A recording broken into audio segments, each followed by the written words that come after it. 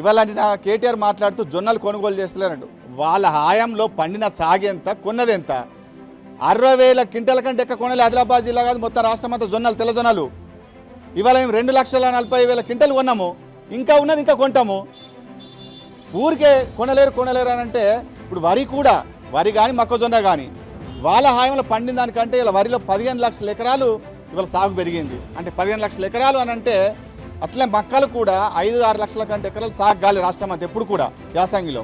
ఇవాళ 16 లక్షల ఎకరాలు సాగైంది. అంటే 80 లక్షల మెట్రిక్ టన్నులు దిగుబడి వస్తుంది. మనం 15 లక్షల కొన్నాం మనము. అంటే కొనుగోలు ఒకటేసారి ఇంత పెద్ద మొత్తంలో మొక్కజొన్న రావడము, ఇంత మొత్తంలో వరి రావడంతో కొంత ఆలస్యమైనటువంటి మాట వాస్తవం. ఎందుకు ఆలస్యం అవుతూ ఉన్నది? ఒకటే తక్కువ వండిన పంటకు జరిగినటువంటి కొనుగోలు విధానం చూడండి, ఎక్కువ స్థాయిలో వండినప్పుడు కొనుగోలు వ్యవస్థ చూడండి. అవే లారీలు, గదే లేబర్లు, గదే గాని ఇవన్నీ ఉంటాయి కాబట్టి అన్ని సమకూర్చడంలో కొంత ఇబ్బంది అవుతుంది. అయినప్పటికీ కూడా ఇవాళ వరిని 80 లక్షల మెట్రిక్ టన్నులు కొనుగోలు చేస్తాం. వాళ్ళ ముఖానికి ఎప్పుడైనా కొన్నారు 80 లక్షల మెట్రిక్ టన్నులు? ఏనాడు కొనలే. 47 రబీలో 47 లక్షల కంటే ఎక్కువ ఎప్పుడు కొన్నటువంటి లేదు చరిత్ర. ఇవాళ 80 లక్షల మెట్రిక్ టన్ డబుల్ కొన్నాము. కొనుగోలు ఎక్కడ ఆగింది? కేవలం అందరినీ అయోమయ పెడతా ఉన్నారు, రైతుల్ని అయోమయానికి గురి చేసేటువంటి ప్రయత్నం చేస్తూ ఉన్నారు. ఇవాళ మేము కొనుగోలు చేయమని ఎక్కడ కూడా చెప్పలే. కేంద్ర ప్రభుత్వం ఏం చేస్తూ ఉన్నది? ఎంఎస్పి నిర్ణయం చేసి వదిలేస్తూ ఉన్నారు. ఇప్పుడు ప్యాడీ ఉన్నది, ఎఫ్సీ ధర కొనుగోలు చేయాలా? మరి రాష్ట్రంలో పండినటువంటి పంటనంతా కొనుగోలు చేయకుండా కేవలం 70% పంటని కొనుగోలు చేస్తూ ఉన్నారు. మరి మిగిలింది ఎవరు కొనుగోలు చేయాలా? అట్లానే మొక్కజొన్న ఉన్నది, గింజ కొనరు కేంద్రం. తెల్ల జొన్నలు ఉన్నాయి, గింజ కొనరు.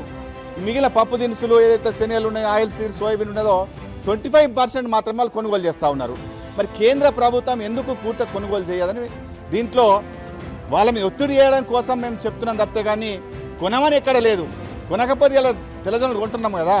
ఈ రాష్ట్రంలో ఉన్నటువంటి రైతాంగాన్ని కాపాడుకోవాల్సిన బాధ్యత కాంగ్రెస్ పార్టీ ప్రభుత్వానికి ఉన్నది. అట్లానే అట్ ద సేమ్ టైం కూడా కేంద్రం చేయాల్సినటువంటి పని కొనుగోలు విధానంలో ఎంఎస్పి నిర్ణయం చేసి తప్పుకుంటే ఊరుకుంటే కుదరదు. ఖచ్చితంగా మీరు కూడా కొనాలనేటువంటి ఒత్తిడి తెస్తాము.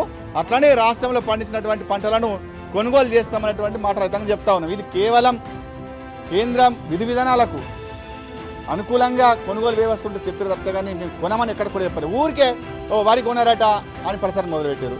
వాళ్ళలాగా వరి వేస్తే ఊరైనా ఎప్పుడు చెప్పలే, వరి వేయకండి మేము చెప్పలే. కాకపోతే పంటల మార్పిడి జరగాల.